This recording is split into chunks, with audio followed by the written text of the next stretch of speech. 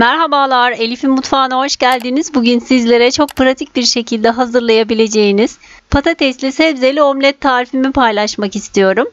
Yeni tariflerimden haberdar olabilmek için kanalıma abone olup zile basarak bildirimleri açmayı unutmayınız. 4 adet yumurtayı karıştırma kabının içerisine aldım.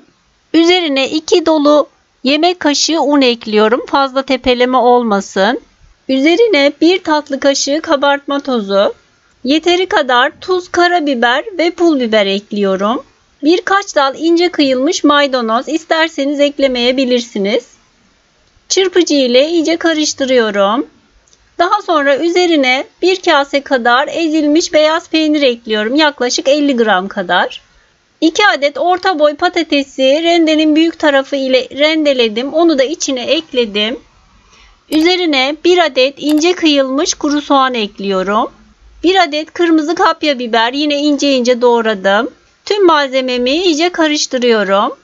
Tavaya yaklaşık 1 yemek kaşığı kadar yağ aldım. Fırçayla her tarafını yağladım. Ve üzerine harcımı döküyorum. Ocağın altını da yaktım bu arada. Üzerini düzeltiyorum. Ben üzerine çörek otu serpmek istedim. Susam da serpebilirsiniz. Daha sonra tavamın kapağını kapatıyorum. Kısık ateşte yaklaşık 20-25 dakika kadar pişiriyorum. Yaklaşık 20 dakika kadar kısık ateşte pişirdim. Üzeri dondu gördüğünüz gibi. Yaklaşık 1 yemek kaşığı kadar sıvı yağı yine fırçayla üzerine sürüyorum. Balık tavasının kapağıyla kolayca çeviriyorum. Altını da tavanın tekrar yağlıyorum. Omletimi üzerine alıyorum.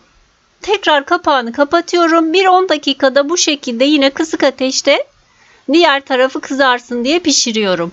Bakın omletim artık hazır. Sıcak sıcak servis ediyorum. Deneyecek olanlara şimdiden kolay gelsin. Afiyet olsun. Videomu izlediğiniz için teşekkürler.